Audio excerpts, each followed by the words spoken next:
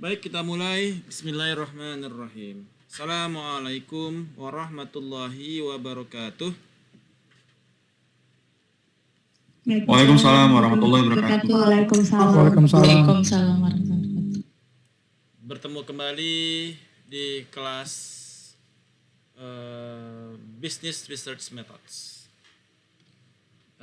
Pada malam ini kita akan masuk ke chapter 11 terkait dengan observation methods. Cita-cita kita setelah Anda mendapatkan perkuliahan di malam ini adalah Anda memiliki kompetensi di dalam memahami kepada role of observation sebagai business research methods. Kemudian Anda memahami mengenai apa yang dimaksud dengan direct observation dan contrive observation. Kemudian Anda memahami ethical issues yang terkait dengan observation studies. Kemudian Anda memahami mengenai observations terhadap physical objects dan message content. Kemudian Anda memahami apa yang menjadi major types dari mechanical observation, dan Anda bisa mensummary teknik-teknik yang digunakan untuk mengukur psychological reaction. Oke, sebelum kita mulai, saya ada ilustrasi ya terkait dengan mystery dinner at Seasons Restaurant. Jadi ada yang disebut dengan mystery shoppers, ya. Mystery shoppers atau mystery dinners atau mystery employees yang dia bertujuan untuk melakukan inspeksi dan mengevaluasi kepada kegiatan-kegiatan yang ada di suatu tempat. Nah,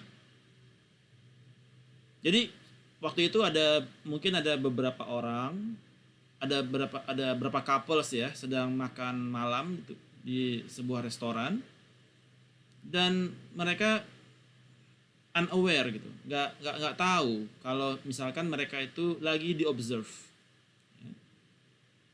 Bahwasanya mungkin ada mystery shopper yang duduk di dekat mereka dan memperhatikan bagaimana pengalaman makan malam mereka, ya, ketika servis sedang dilakukan. Jadi dari restoran ini dia bayar orang sebagai mystery shopper, tolong Anda perhatikan bagaimana pegawai kami bekerja, bagaimana kami melakukan servis, dan bagaimana pelanggan menikmatinya. Nah, kemudian mystery shopper ini bisa melakukan inspeksi dan mengevaluasi kepada semua aktivitas. Ada di dalamnya customer service, ada di dalamnya bagaimana mereka melakukan operations, melakukan kegiatan, bagaimana integritas dari para pegawai, bagaimana kualitas makanan.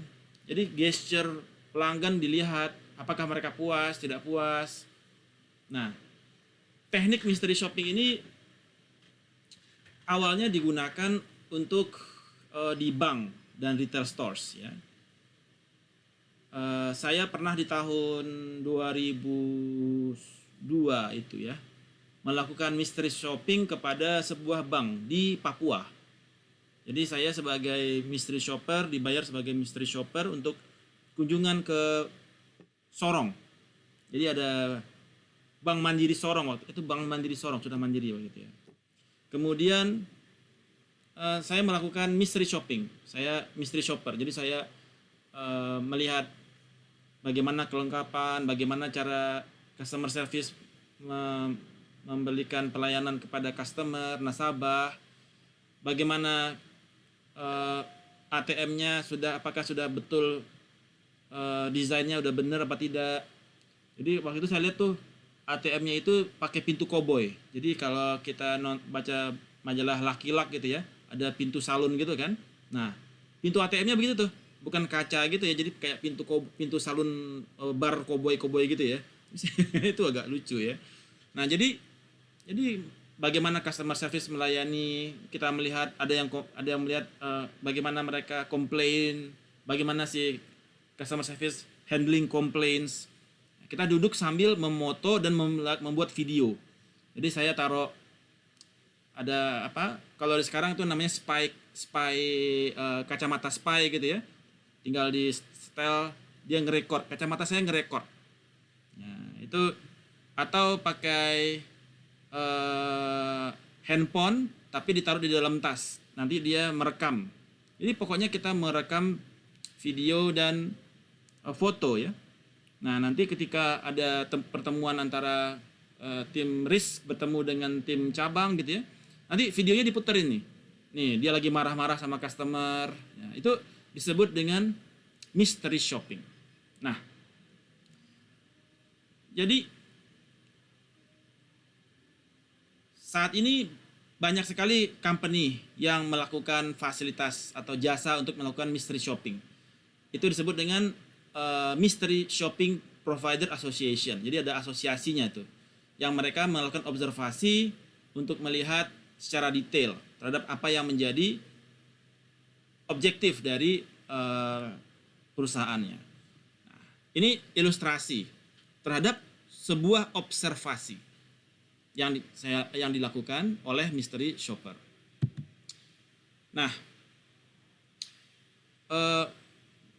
di dalam observasi ini ya, itu observasi itu dia masuk kepada beberapa kegiatan ya, yaitu melakukan melakukan recorded notes describing observed events. Jadi dia merekam ya, ada catatannya dia, ada videonya dia, ada fotonya dia melakukan observasi. Dan ini dilakukan juga banyak dilakukan di etnografi, di mana etnografi itu adalah participant observation. Jadi dia berpartisipasi dengan audience dan juga melakukan observasi. Grounded theory juga ada observasi ya. Ketika kita melihat, ingat kemarin minggu lalu ada melihat kepada wajahnya dia happy, tidak happy gitu ya. Kemudian gesture itu juga dilakukan observasi. Ada grounded teorinya juga. Dan case studies ya. Di mana observasi ini can be unobtrusive ya, dan bisa menunjukkan apa yang menjadi behavior patterns. Apa pola-pola behavior apa yang terjadi di Papua? Pola-pola behavior apa yang terjadi di restoran ini? Jadi ada yang kelihatan pola-pola yang terjadi. Dan ini can be very expensive ya, dengan participant observer. Jadi ditambah dengan participant dan juga observer, itu can be very expensive. Terutama di etnografi ya, karena etnografi itu adalah participant observation. Nah, ini observasi merupakan salah satu qualitative research tools ya, yang sering digunakan. Nah, apa yang dimaksud dengan observasi? Observasi adalah the systematic process of recording actual behavior pattern of people, objects, and events as they happen. Jadi ketika kita melakukan observasi, itu kita melakukan proses terhadap recording. Kita merecord kepada apa yang menjadi pola-pola yang dilakukan oleh orang-orang. Misalkan Anda melihat ada anak kecil datang ke mall, terus dia tantrum, minta dibelikan sepatu. Ya. Bagaimana respon orang tuanya? Apakah dia membelikan sepatu atau malah orang tuanya ikutan tantrum? Nah, itu kita melakukan observasi apa yang menjadi behavioral pattern of people ketika ada anak tantrum. Ya. Oh, ternyata orang tuanya malah membelikan langsung. Nah, seperti itu misalkan ya. Di dalam observasi ini tidak ada questions, tidak ada pertanyaan. Kita tidak nanyain kenapa anaknya tantrum. No. Observation is observe. Tidak ada komunikasi yang diperlukan, tidak ada pertanyaan yang perlu ditanyakan. Ya. Kemudian dan kita sebagai researcher, saya sebagai researcher, ketika saya berkunjung ke Sorong, ya, saya witness, melihat dan merecord segala informasi, ya, ketika sebuah kegiatan dilaksanakan. Seperti ada orang mau buka tabungan, saya lihat tuh gimana dia keluarin kertasnya di mana, ya, kertasnya dari yang udah rapi apa nggak rapi, ya. Kemudian apa saja yang dia tanyain tuh saya record. Ya. Nah, jadi kita witness dan recording. Dan observation ini merupakan salah satu alat yang digunakan untuk kebutuhan kita. Ya, misalkan kita mau merencanakan training untuk sebuah cabang. Nah, dengan adanya observasi ini kita melihat skill apa yang dibutuhkan oleh pegawai. Ya. Kemudian jadi dia sifatnya dia betul-betul, sehingga training yang diberikan dia relevan, ya, dengan kebutuhan. Karena kita melihat ada gap dari sesuatu yang harusnya dilakukan. Ya, misalkan targetnya adalah targetnya adalah dia bisa melakukan standar customer service yang ditetapkan. Ternyata kita lihat tidak, secara kita observe ternyata tidak, maka ini perlu training kepada pegawai. Nah, itu juga menjadi objectives dari observasi. So far so good. Any questions? Araso?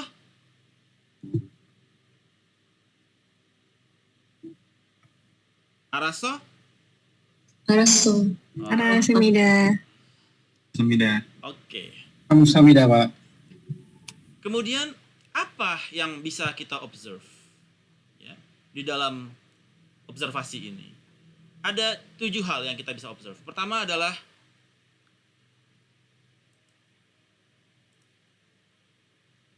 physical actions. Ya. Bagaimana dia secara fisikal, misalkan dia marah-marah, ada customer marah-marah, bagaimana dia apa yang dilakukan oleh satpam, ataukah apakah bagaimana satpam itu bergerak di cabang, apakah dari ujung ke ujung atau dari samping ke samping atau dia ke tengah, gitu ya. Kita ngelihat apa sih physical action yang dilakukan oleh satpam di sebuah cabang, gitu ya. Kemudian verbal behavior, bagaimana dia mengucapkan selamat pagi, ya, apakah dia mengucapkan selamat pagi dengan jelas, dan customer apakah dia mengucapkan customer service mengucapkan selamat pagi dengan suara yang jelas, begitu ya. Ada verbal behavior. Apakah dia bicaranya dia itu melengking atau tenang atau dia rendah? Ada bagaimana verbal behavior di cabang.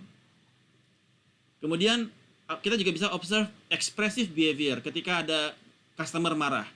Apa yang dilakukan oleh ekspresifnya dia? Apakah dia menangis atau dia ketakutan atau bagaimana? Ya, kemudian spatial relationship and location. Ketika orang mau ngantri ATM, berapa jarak antara orang dengan pintu ATM itu? Berapa jarak orang dengan orang? Ada spasial di situ. Ya. Kita bisa observe apakah dia mepet duduk berdirinya atau dia jauh-jauh, renggang-renggang. Ada pembatas nggak? Nah, seperti itu. Apakah dia ngantri ke depan teller itu dia mepet atau dia ada spasial antara nasabah. Dan itu diatur, apakah satpam mengatur. Nah, itu kita observe. Kemudian temporal pattern, ya, yang sifatnya sementara.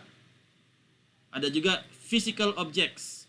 Apa saja physical objects yang ada di ruangan? Ada anggrek biru, anggrek putih atau apa gitu. Ada physical object apa aja di dalam ruangan? Apakah ada alat untuk cek uang palsu dan lain sebagainya. Kita melihat secara apa saja physical object yang berada di ruangan.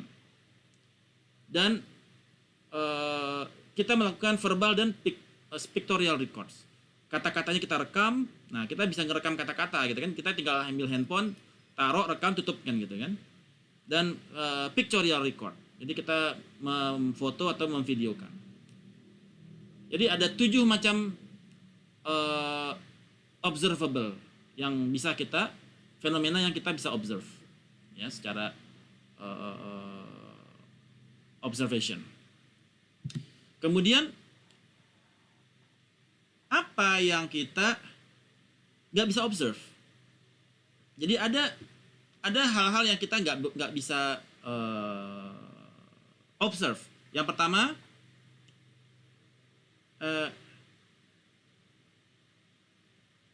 observation can describe the event that ini adalah limitation ya. Apa yang menjadi limitation dari observation? Pertama adalah observation can describe the event that occurred but cannot explain why they happen. Kita bisa ngelihat kita tidak bisa menggunakan observation untuk menjelaskan sebuah fenomena. Jadi observation itu dia cuma menjelaskan terjadi loh, tapi tidak menjelaskan dia apa yang menyebabkan itu. Ya, apa yang menjadi kognitif di belakang itu. Yang kedua adalah observation over long period is expensive or even impossible. Ya, karena rata-rata observation itu dilakukan secara short period. Ya, kayak saya datang cuma sejam gitu ya. Sejam, habis itu keluar. Ya. Nggak mungkin kita lakukan selama 1 bulan. Karena itu akan berimplikasi kepada biaya yang mahal. Ya. Ketika kita melakukan observasi di situ. Apa yang menjadi nature of observation studies? So, di dalam kita nature di dalam observation studies itu adalah kita bisa mengobserve kepada baik kepada orang, kepada objeks, kepada sebuah event yang terjadi di suatu tempat, ataupun fenomena-fenomena lain yang menggunakan manusia atau alat, gitu ya. Nah, jadi ada yang disebut dengan visible observation, di mana kehadiran seorang observer itu diketahui oleh subjek. Ya. Jadi ada visible observation. Jadi orang tahu nih, kita sebagai observer. Itu disebut dengan visible observation. Yang kedua ada hidden observation. Di dalam hidden itu subjek itu dia unaware kepada kehadiran kita di tempat itu. Kayak saya ke Sorong. Orang di cabang Sorong nggak tahu kalau saya hadir sebagai mystery shopper. Nggak tahu dia. Ya. Tapi kalau misalkan ibu penilik datang ke SD. Nah, ibu penilik datang. Dia sebagai visible observation. Dia duduk di belakang kelas, mendengarkan guru mengajar. Itu disebut dengan visible observation. Di mana subjek yang dituju, guru dan kelas, murid, itu tahu kalau si observer lagi duduk di belakang. Ya. Nah, ada advantage dari observation ketimbang dengan survei. Ya. Di mana data yang didapatkan ketika kita observation itu bebas dari distorsi, inaccuracies, ya, dan discrepancies. Data kita free dari discrepancies. Karena kita kita tidak ada bertanya, kita cuma menobserve apa yang dilakukan. Dan kemudian data are recorded when actual and non-verbal behavior take place. Jadi data itu terekam di dalam ruangan. Jadi kita merekam ya, ketika event itu sedang terjadi.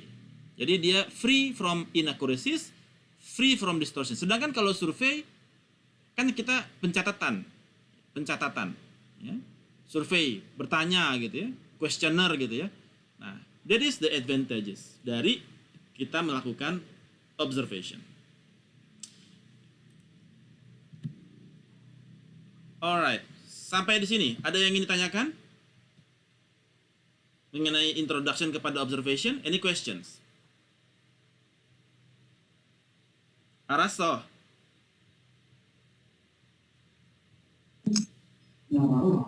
Rasanya tidak ada, Pak. Oke. Sedikit. Alright. Kemudian kita ada this trend brought to you by DD Bank, Sign Bank. Nah, jadi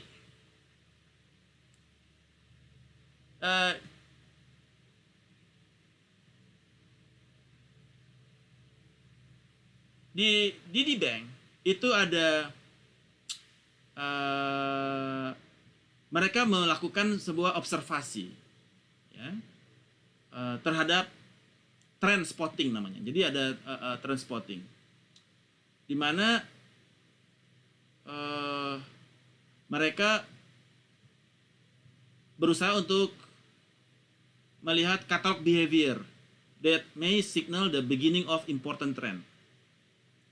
Nah, terjadi kontroversi karena ini subjektif dan unsystematic, di mana sebuah service oleh Sign Bank itu membuat people classify observation and enter them into a database. Ya, one observation consumers have shifted from herds to swarms. Jadi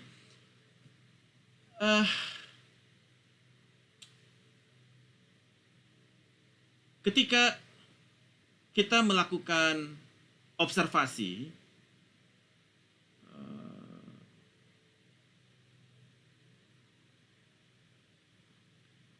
observasi terhadap data, ya, data, di mana Sign Bank, ya,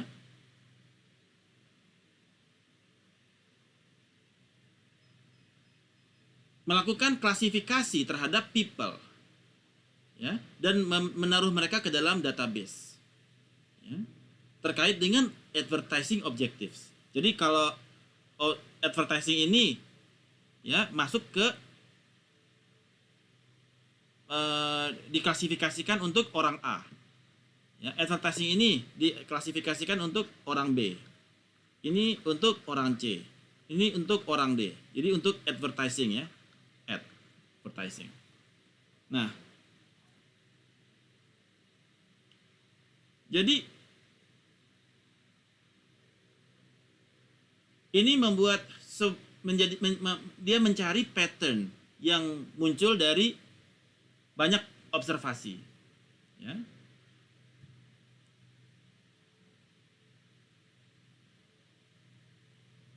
Jadi data-data itu, data observasi itu bisa menjadi insights, ya. Jadi bisa menjadi insights.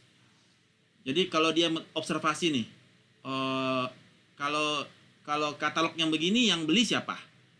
Kalau katalognya seperti ini siapa yang beli? Jadi dia mencatat profil dari orang-orang tersebut, kemudian dia mengklasifikasikan. Oke, sama kayak model clustering tetapi di dalam sisi kualitatif, ya. Nah, jadi ini metode kualitatif seperti ini dilakukan oleh DD Bank di dalam melakukan klasifikasi terhadap nasabah mereka. Nah, apa yang dilakukan oleh DD Bank? Dia melakukan observasi kepada human behavior. Jadi dia melakukan observasi kepada human behavior, di mana dia lebih menekankan kepada di mana observation studies terhadap ini menggunakan complementary evidence, di mana dia menambahkan source of information that helps explain other research findings. Jadi di dalam observasi terhadap human behavior sering digunakan yaitu systematic recording, ya, dari segala sesuatu yang sifatnya nonverbal. Ada video, ada foto, ya. Nah, terhadap segala sesuatu yang nonverbal. Kegiatan nonverbal itu misalnya apa? Misalkan Anda datang ke konser Metallica, ketika dia headbangs gitu ya, itu adalah nonverbal behavior. Kan dia nggak ngomong, jadi dia cuma ayun-ayun kepala sambil rambutnya naik turun ya. Itu disebut dengan nonverbal behavior. Ya.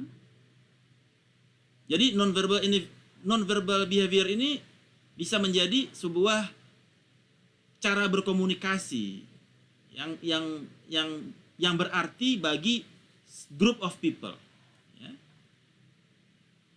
Atau ketika Anda lagi diskusi, kemudian alis Anda naik berkerut, kok kayaknya nggak masuk di akal gitu ya. Jadi ada alis Anda naik gitu, mengindikasikan Anda agak ragu dengan pernyataan lawan bicara Anda. Itu dalam observasi itu disebut dengan nonverbal behavior, ya. Atau dia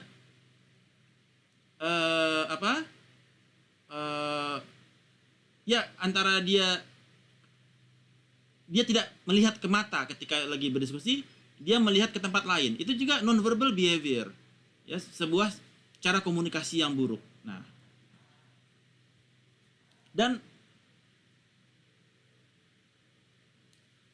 hasil dari observasi itu bisa menghasilkan sebuah complementary evidence. Yang mana complementary evidence ini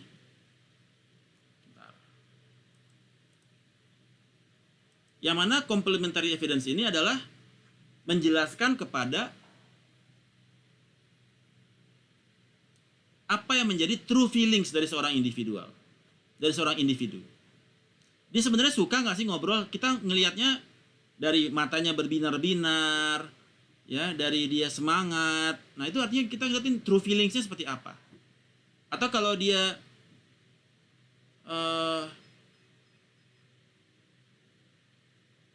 agak mojok, diem, nah itu ada melihat kepada apa yang menjadi true feelings dari seseorang, ya, dari yang kita observe, ya. Itu disebut dengan complementary evidence, yaitu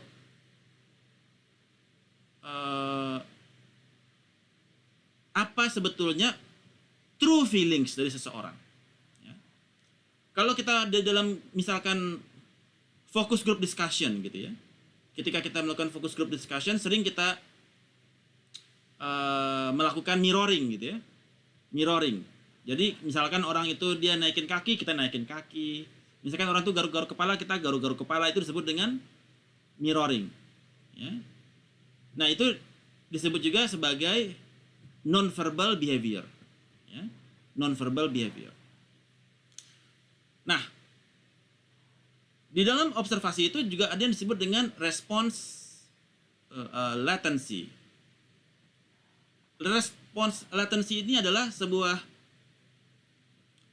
observasi terhadap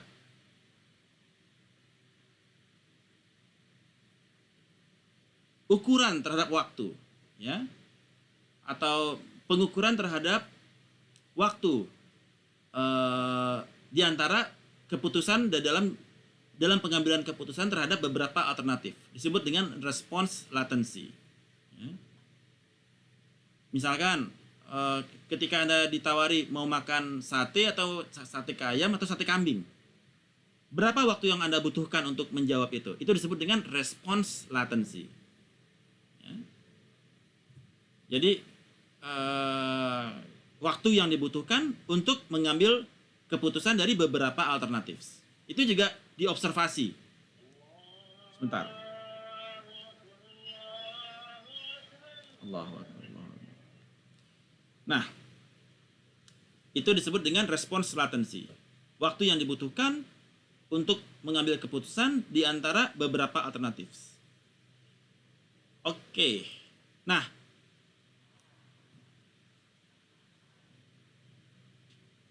di dalam observasi ini juga ada yang disebut dengan direct observation. Direct observation adalah a straightforward attempt to observe dan record apa yang betul-betul terjadi. Ya. Direct observation. Misalkan ketika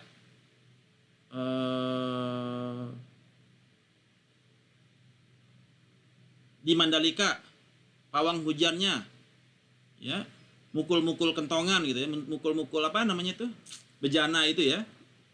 Nah, itu disebut dengan ketika kita melakukan video, itu disebut dengan direct observation. Kita merecord kepada what people actually do during an event. Kita direct observation, a straightforward attempt to observe and record what naturally occurs. Ya. Namun dalam hal ini observer atau Anda sebagai observer itu melakukan apa istilahnya, melakukan passive role, ya. Anda tidak boleh melakukan attempt untuk kontrol, atau Mbak suaranya yang keras dong gitu, atau Mbak nekenin apa, mukulin apanya, kalengnya yang keras dong gitu. Tidak boleh. Anda harus sebagai pasif, tidak boleh mengambil inisiasi untuk mengkontrol, memanipulasi situasi, kemudian merekamnya, tidak boleh. Jadi Anda, you are just observing in a passive role. Jadi banyak type of data yang bisa kita dapat secara akurat melalui direct observation dibandingkan dengan kita bertanya, ya. Dibandingkan kita tanyain belanja apa yang Anda lakukan. Nah, itu disebut dengan questioning. Tapi dengan melakukan observasi, Anda juga bahkan banyak mendapatkan data-data baru, ya. Many type of data, dari sisi gambar, dari sisi lingkungan, dari sisi pakaian, dari sisi alat yang dia pegang, dari sisi suara verbalnya dia yang teriak-teriak, ngusir hujan, ya. Itu banyak sekali data yang bisa kita dapatkan. Di dalam banyak kasus, pendekatan direct observation itu merupakan suatu cara yang paling straightforward atau yang paling sering digunakan. Dan juga ini yang paling economical karena dia paling murah gitu ya, tinggal ngerekam aja gitu kan, itu ya paling murah. Oke. Yang kedua adalah contrive observation. Contrive observation disebut juga merupakan sebuah observation in which the investigator creates artificial environment dalam rangka untuk testing kepada hipotesis, ya. Sehingga di mana environment itu may increase the frequency of certain behavior patterns to be observed. Jadi di dalam contrive observation, bagaimana kita membuat artificial environment? Maksudnya adalah lingkungan buatan. Jadi kita membuat lingkungan buatan in order untuk kita testing kepada hipotesis. Waktu saya kunjungan ke Sorong misalkan, saya membuat contrive observation, bahwasanya ketika kita bikin environment yang buatan gitu ya. Saya buka tabungan. Terus saya buka tabungan, saya keluarkan KTP-nya adalah KTP Jakarta. Atau misalkan saya buka tabungan terus saya nggak bisa setor. Saya mau buka tabungan untuk terima duit. Jadi saya buka tabungan nggak bisa langsung setor. Bisa nggak? Wah, nggak bisa, Pak. Ya, jadi kita bikin suatu environment di situ. Bagaimana kita melihat responsnya dia? Apakah dia merespons dengan sesuai dengan hipotesa kita bahwasanya dia akan standar profesional, atau dia malah seharusnya kalau dia tidak tahu dia cek dulu ke customer service officer-nya atau kepala cabang. Nah, atau dia langsung mengatakan tidak bisa gitu ya. Nah, itu disebut dengan kita membuat artificial environment. Ini juga bisa Anda lakukan ketika Anda mengobservasi tim Anda. Anda berikan suatu kondisi, Anda berikan kondisi-kondisi baru, di mana bagaimana responnya dia terhadap kondisi tersebut. Ya. Nah, ini juga berpotensi untuk meningkatkan, memunculkan kepada pola-pola behavior lainnya. Bagaimana employee respons kepada complaints. Bagaimana employee respon terhadap kita marah gitu ya. Bagaimana employee respon terhadap kita masukkan, Pak Direktur marah nih nanyain kamu. Nah, kayak gitu. Bagaimana dia responnya? Kemarin kamu ditanyain sama bos. Bagaimana dia responnya? Jadi kita tambahkan. Oke, tolong bikin ya. Sejam lagi kumpul. Tadi saya udah kena marah sama bos di sana gara-gara laporannya salah.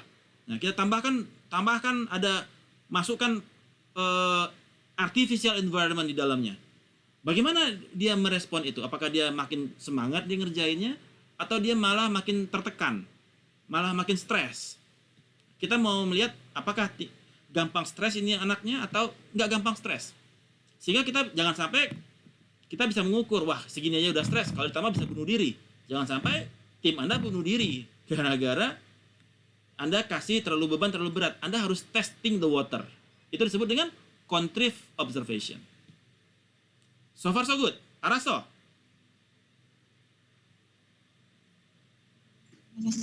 Any questions?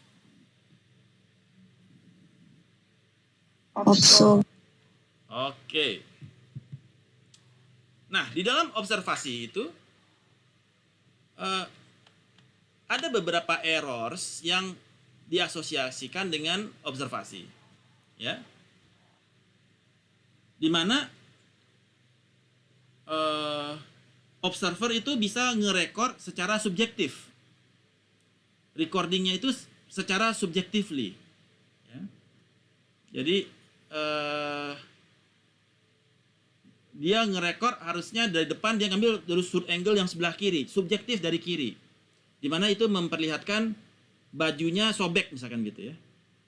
Nah, ada errors yang associated with the direct observation, dimana observer mengambil sudut pandang yang subjektif, duduknya roknya agak naik, dia ngelihat dari depan gitu ya, sehingga dia ada error di situ karena dia subjectively melihat dari sudut pandang yang jelek gitu ya.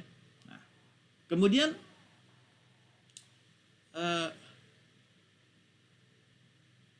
sehingga ketika terjadi distortion itu terjadi yang disebut dengan observer bias. Nah, ini dia ngarahin kepada bajunya yang sobek gitu ya, atau dia mencari sudut pandang yang kancingnya terbuka gitu ya. Jadi dia mencari ada errors di situ. Ada observer bias karena ada bias dari sisi observer. Kemudian secara akurasi juga akan terjadi inaccuracy. Jadi kalau terjadi inakurasi di mana si observer tidak merekord detail kepada persons atau objects atau event yang terjadi. Jadi dia nggak ngerekord secara detail. Itu maka terjadi inaccuracy atau data akurasi yang suffer. Yang ketiga, interpreting observation data incorrectly. Ya. Bagaimana dia menginterpretasikan terhadap observation data? Itu juga menjadi sumber dari error, ya. Ya. Kalau di orang Papua, semua orang ngomongnya keras. Tidak ada orang ngomong lembut kayak di Pulau Jawa. Semua orang bicara keras lah gitu ya. Beta tidak suka gitu ya. Itu Irian bukan? Itu Maluku ya kalau beta. Ya kayak gitu dah ya. Jadi kalau di suaranya suara aku mau buka tabungan. Nah, gitu kan keras ya. Jadi sehingga kadang-kadang kita menginterpretasikannya berdasarkan perspektif kita. Wah, ini ngomongnya keras banget nih, kasar nih. Nah, seperti itu ya. Padahal tidak, itu memang seperti itu cara bicara di Papua gitu ya. Nah, kadang-kadang kita menginterpretasikan data observasi ini secara tidak tepat. Ini yang menjadi error di dalam dalam membentuk observer bias. Kemudian apa yang menjadi ethical issues? Ya, apa yang menjadi ethical issues in observing of humans? Jadi yang sering menjadi ethical issues itu adalah hidden observation. Karena ini mengganggu kepada privacy, tidak ada informed concern kepada customer. Bayangkan Anda buat CCTV gitu ya, CCTV, dan Anda kan nggak minta izin direkam kan? Pokoknya siapa yang ada di ruangan kan direkam tanpa adanya informed concern bahwasanya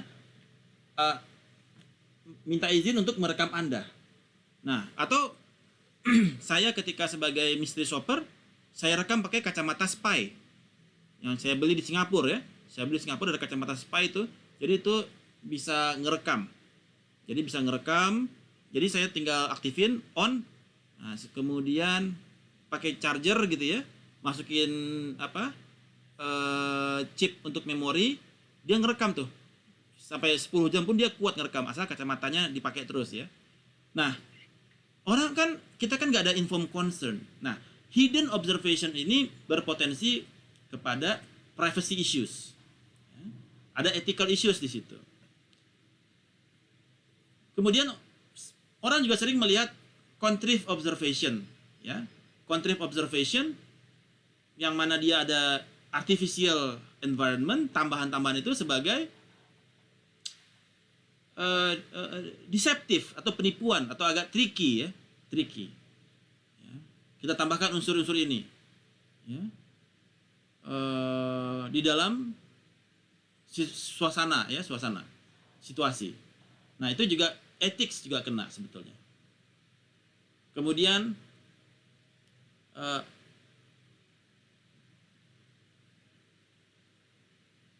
researcher juga sering merasa comfort dalam mengkoleksi kepada lebih convert kepada untuk collecting data ini apabila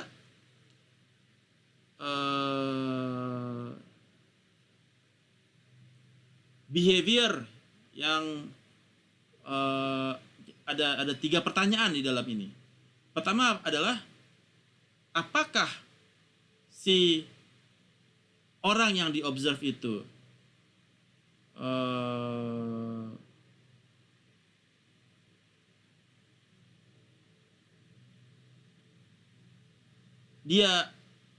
the observed behavior is commonly performed in a public where others can observe the behavior. Jadi bahwasanya kebiasaan merekam itu sudah biasa gitu di publik. Jadi others can observe the behavior. Jadi toko-toko misalkan naruh CCTV itu udah biasa gitu ya.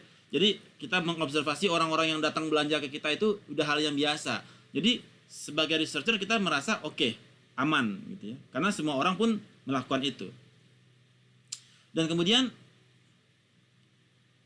behavior itu dilakukan untuk dalam maksud untuk meyakini bahwasanya untuk melihat tidak melihat kepada profil atau nama atau individu tersebut. Jadi anonymous, ya, anonymous. Kita tidak menentukan si ini tidak, tapi sifatnya anonymous. Maka itu sifatnya lebih oke lah kepada researcher.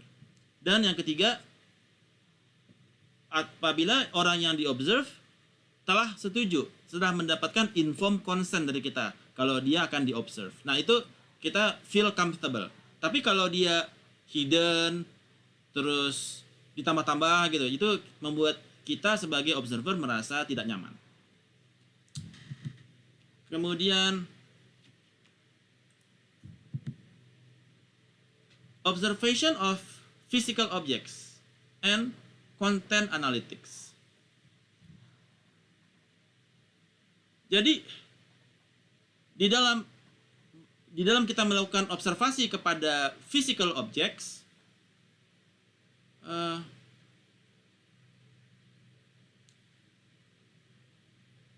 physical itu mungkin saja menjadi sudut perhatian dari observasi, ya, physical phenomenas, ya, mungkin saja menjadi sudut sudut perhatian di dalam observasi. Misalkan di dalam perpustakaan, ya,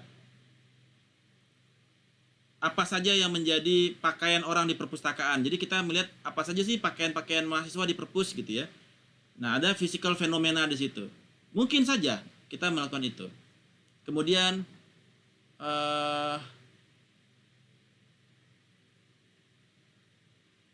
bagaimana tong sampah, apa saja paket-paket yang dibuang ke tong sampah, itu juga physical trace evidence, ya. Jadi kita bisa melihat. Sehingga ini menjadi apa istilahnya ya? Ketika kita sebagai observer mencatat data tersebut, ya,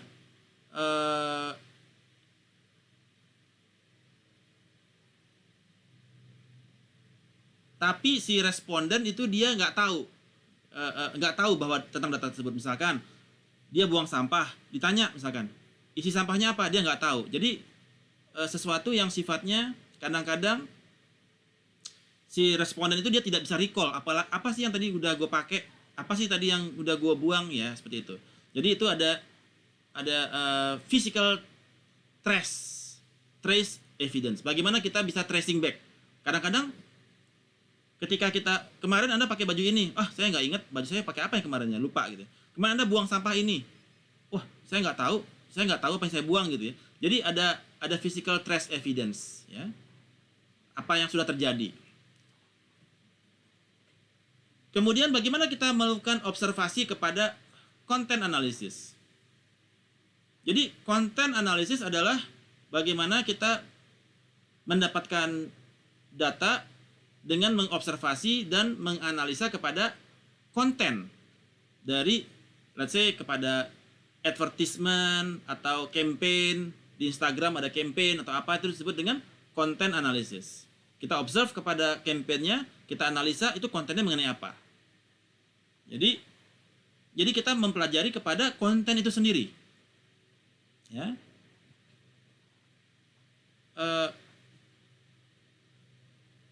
Misalkan ada konten Universitas Bakri rekrut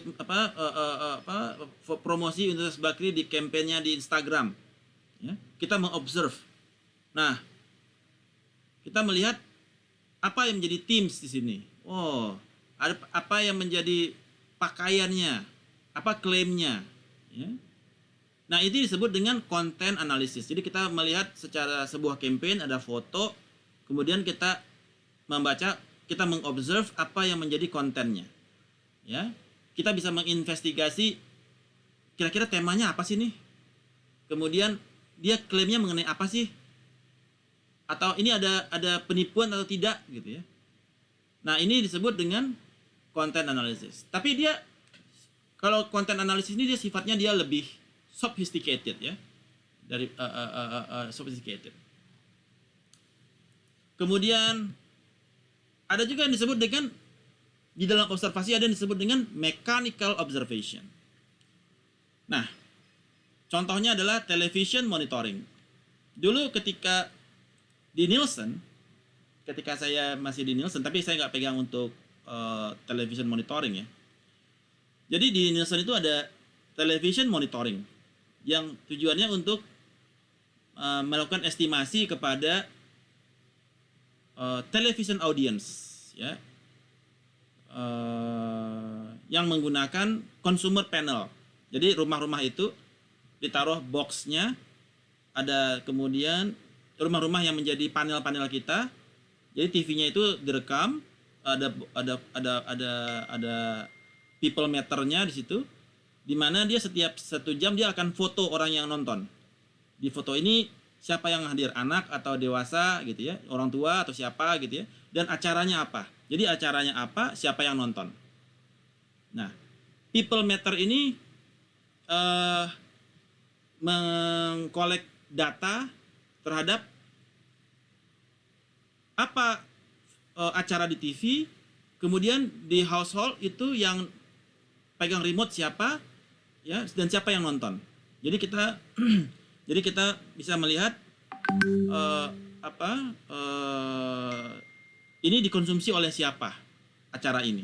Nah, jadi di mana Nielsen kemudian melakukan daily estimates ketika televisinya itu digunakan. Acara ini siapa yang nonton? Acara ini siapa yang nonton? Sehingga dari semua panel itu kelihatan mana ratingnya yang tinggi. Jadi dalam hal ini Nielsen di dalam melakukan rating terhadap acara, dia mencatat dari semua panelnya dia di jam yang sama siapa yang nonton A, siapa yang nonton B. Dia mengukur, ya, mengukur kepada rating di dalam jam yang sama siapa yang ratingnya lebih tinggi dibandingkan yang lain. Itu disebut dengan television monitoring. Kita juga bisa melakukan monitoring terhadap website traffic. Jadi sifatnya mekanik, ya, mechanical. Bukan lagi kita yang mengobserv, memvideokan dan mencatat, tidak. Tapi ini sifatnya mechanical. Ada juga website. Nah, kalau Anda nanti ikut kelas digital marketing, bagaimana Anda melakukan monitoring website traffic.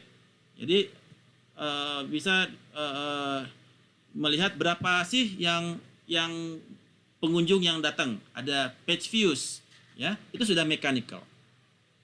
Click through rate, ya, yang dia click through, yang dia klik langsung klik ke tempat Anda, ya, click through rate. Jadi kalau click through rate itu dia berapa persen sih orang yang ditawari kepada iklan tersebut dan dia klik. Jadi Anda terpapar nih iklan pop up gitu ya di website Anda, berapa persen yang klik? Dari 10 orang yang lihat, yang klik cuma 1. Itu artinya click to rate cuma 10%. Jadi bisa monitor secara mekanikal. Bahkan sekarang ada lagi IoT monitoring. Jadi misalkan kita bisa face recognition. Hari ini yang masuk kantor siapa aja, dari face recognition ini ketahuan. Berapa orang nih? Ada mechanical observation menggunakan face recognition, menggunakan IoT, Internet of Things. Ya. Itu mechanical observation. Oke. Kemudian nah, ini ada advanced tracking. Nah, ini disebut dengan mechanical observation. Yang dia memasang menggunakan GPS untuk mengetahui lokasinya dia. Ya, itu disebut juga mechanical observation. Anda ingin mengobservasi pacar Anda. Ya, Anda pasang find friend di handphonenya. Jadi Anda mengobservasi setiap hari itu dia kemana aja Anda observasi find friend. 24 jam, 7 hari seminggu Anda kontrol tanpa dia ketahui. Jadi Anda tinggal pinjam handphonenya, Anda synchronize find friend-nya, terus Anda hapus tuh aplikasi find friend di handphonenya dia. Nanti Anda tinggal kontrol 24 jam, ketahuan tuh pacar Anda kemana aja. Kontrol. Itu disebut juga mechanical observation. Udah ada yang coba belum? Belum, Pak. Nah, bagus itu untuk dicoba. Jadi Anda juga mengobservasi calon pasangan Anda, ya. Kalau yang udah menikah ya apalagi lah, susah. Udah nggak bisa diapa-apain lagi, ya. Oke, itu topik kita. Ya, banyak juga ada eye tracking monitor yang sifatnya dia mechanical. Oke, any questions terkait dengan observation methods? Yes, silakan. Saya Anissa, Pak. Ya, Anissa. Saya mau tanya, kalau untuk melakukan simulasi gitu ya, Pak, simulasi antrian misalkan, atau enggak waktu tunggu gitu. Tapi saya tidak terjun langsung ke lapangan. Saya biasa melakukan simulasi itu dengan menggunakan aplikasi seperti Jamsin gitu ya, Pak. Nanti kita bisa tambah-tambahin hambatannya apa aja, atau misalkan antrian di kasir, nanti kasirnya ditaruh berapa gitu-gitu. Itu bisa disebut dengan observasi nggak sih, Pak? Bisa. Jadi kita itu ada namanya itu driver, ya. Apa saya boleh nambahin nggak, Pak? Ya, silakan. Tanggapin Nisa ya, Pak, ya. Boleh. Dulu saya sih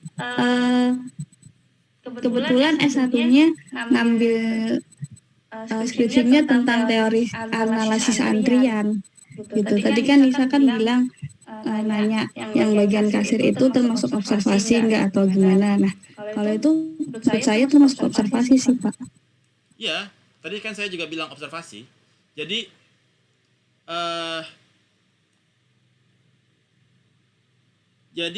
itu ada apa sih namanya ya? Driver. Kalau dulu saya pakainya WinView-SB, Pak, untuk analisisnya. Ya. Jadi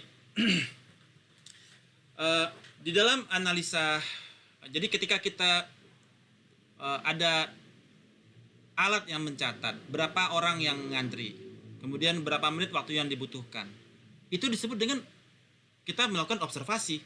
Observasi itu yaitu bahwasanya kita mengukur berapa jam sih, berapa orang yang ngantri, terus berapa jam waktu yang dibutuhkan oleh satu orang teller, berapa menit waktu yang dibutuhkan oleh customer service untuk bikin tabungan, berapa waktu yang dibutuhkan oleh teller untuk transaksi satu transfer. Itu disebut dengan observasi, ya. Jadi apa yang ditanyakan oleh Anissa itu adalah observasi. Menjawab Anissa.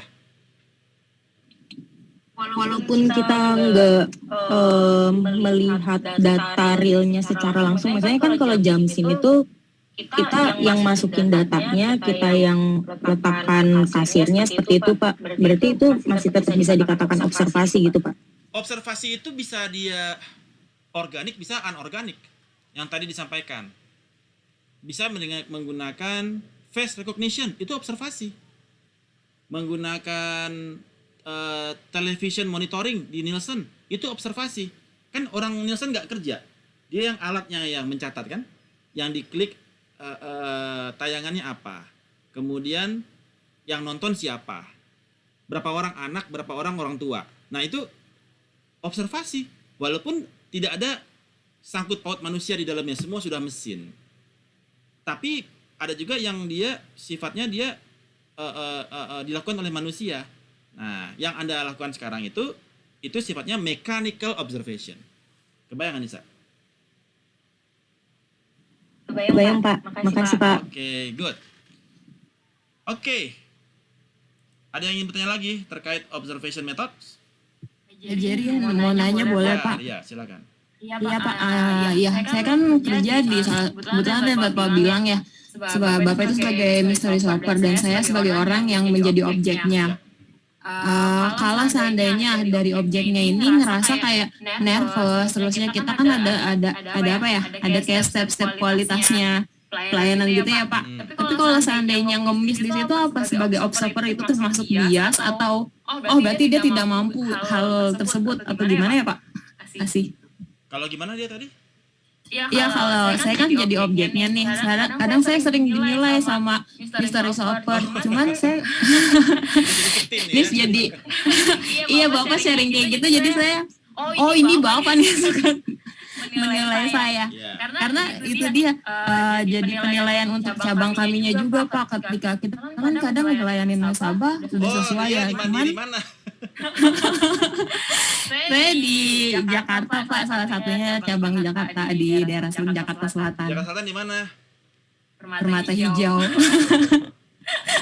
Jangan main ke cabang saya Pak. Ya suka diobserv gitu Pak. Kalau di selatan yang udah jadi korban saya itu di Falatehan. Kemudian di Melawai. Melawai udah nggak ada ya? Sudirman enggak ya Pak? Kenapa? Permata Hijau saya belum. Permata Hijau belum. Ya kadang-kadang sih. Janganlah Pak Jerry, kalau Pak Jerry nggak mau apa, cuman kalau yang lain jangan ya Pak. Oke, jadi ketika kita melakukan mystery shopping, ya kita kan mengobserv aja untuk melihat apakah dia sudah melakukan comply dengan code of conduct gitu ya. Misalkan seragamnya udah bener belum seragamnya. Ntar seragamnya warna-warni gitu kan, nggak cocok. Iya Pak. Jadi di situ kita kan ada record, udah pakai kacamata spy gitu ya. Pakai kacamata itu benar ya Pak? Saya kira kayak gitu hanya metode aja karena selama ini yang saya sering hadapin itu pakai kamera sih, memang dikantongin gitu ya Pak. Ya, kalau saya kacamata. Jadi apa yang saya lihat itu sesuai dengan apa yang saya itu ya. Nah, yang saya mau perhatikan ya. Ya, jadi Tapi kalau Anda mau tahu kacamatanya itu supaya apa enggak, Anda lihat dari samping. Biasanya ada warna, ada cahaya kelap-kelip di sampingnya sini. Ada, kalau lihat samping, ada kelap-kelipnya enggak? Itu kacamata spy. Nah, jadi itu yang kita lihat. Apakah Anda comply dengan standar? Seperti itu. Nah, itu di mana yang enggak comply? Ya. Nah, kalau seandainya kayak saya kan sering saya temuin tuh kadang kalau teman-teman udah bilang, oh ini mystery shopper, kitanya langsung kayak tadinya udah standar gitu ya Pak, udah comply. Jadi karena kita tahu itu ada mystery shopper langsung kayak udah agapan gitu loh Pak. Nah itu tuh mempengaruhi nilai atau gimana ya Pak? Dia open cam dong, saya mau lihat dulu wajahnya, ntar saya mampir ke Permata Hijau nggak apa lagi nih, jangan-jangan yang ini nih, ntar saya salah nilai lagi rianya. Oke. Jangan Pak, kalau Ana Maria Marina jangan ya. Jadi memang tujuan kita mencari yang nggak comply, kita dibayar untuk menentukan yang nggak comply. Kalau kita datang ternyata semua comply, itu kita gagal ya. Tujuannya memang mencari yang orang-orang yang gelagapan kayak Ria begitu. Jadi itu yang kita cari gitu. Kira-kira siapa nih yang bisa jadi korban ya? Kalau yang udah standar ya udahlah, ini udah standar, kita siapa nih? Kita harus menemukan siapa yang nggak standar begitu. Baik. Berarti memang ketidakstandaran itu yang justru malah dicari ya Pak? Memang itulah yang dibayar. Kalau udah dibayar semuanya standar, ya. Tapi masalahnya penilaian cabang kami jadi jelek Pak kalau dinilainya jelek. Ya, kadang-kadang kita masukkan juga contrive. Ya, ada artificial environment di situ. Wah, kita ada masalah nih. Saya mau ini, kita mau lihat gimana responnya. Oh, saya mau terima uang transfer, jual beli mobil, tapi orangnya cuma punya bank mandiri, saya mau buka rekening, tapi saya nggak setorannya nanti sore, boleh nggak gitu. Nah itu jadi artificial intelligence itu yang kita masukkan di dalam artificial environment ya, suasana buatan yang bikin Anda jadi gelagapan gitu. Memang didesain bikin Anda gelagapan. Nah, bagaimana Anda merespons? Responnya itu yang kita nilai. Seperti itu dia. Berarti kemampuan kita untuk menghandle observer itu ya Pak ya? Ya. Sip. Bayang ya. Thank you Pak Jerry. Oke. Ntar kalau saya datang jangan pura-pura nggak tahu aja, jangan pura-pura nggak tahu, sapa aja. Jadi saya kalau gitu. Kalau bukan jadi observer saya malah gelagapan tuh jadi dosen nggak? Oke. Alright, ada pertanyaan lagi yang lain. Silakan. Jadi Fahrul Pak. Ya, Fahrul. Open cam dong Fahrul. Oh baik sih Pak. Ya, gimana Fahrul? Saya cukup tertarik dengan yang tadi digital marketing tadi ya Pak.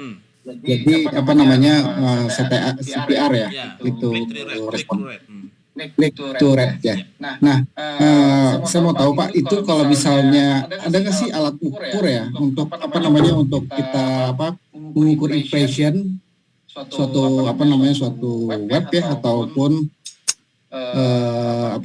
web campaign ya Pak. Alat untuk mengukur itu dan kira-kira ya kalau dari kita mau tahu impression terus juga click to rate-nya itu kira-kira cost-nya tuh berapa sih Pak untuk develop kayak begitu Pak? Itu ada alatnya, memang ada di Facebook Analytics namanya. FB Analytics ya. FB Analytics, ya Instagram Analytics, Twitter Analytics, semua ada di situ. Nanti tinggal anda buka aja ke anda tapi spesifik kepada Anda punya Instagram, spesifik ke Anda punya Facebook, spesifik kepada Instagram kantor, kita bisa melakukan mechanical observation. Tapi kalau Anda mau menganalisa perusahaannya si Anissa gitu, atau Anda mau menganalisa perusahaannya si Ria, Anda harus dapat IP-nya dulu, API dulu ya. API-nya dapat, Anda dapat tokennya, baru Anda bisa akses ke Anissa punya company. Nah, itu bisa Anda analisa. Seperti itu. Jadi kalau untuk Anda sendiri, Anda kan pasti bisa, karena itu kan untuk menganalisa company Anda sendiri. Nanti itu Anda dapatnya di kelas digital marketing. Sih Pak. Oke. Good. Ada pertanyaan lagi yang lain? Kalau tidak ada, kita lanjutkan. Sebentar, saya lanjutkan ke chapter 18.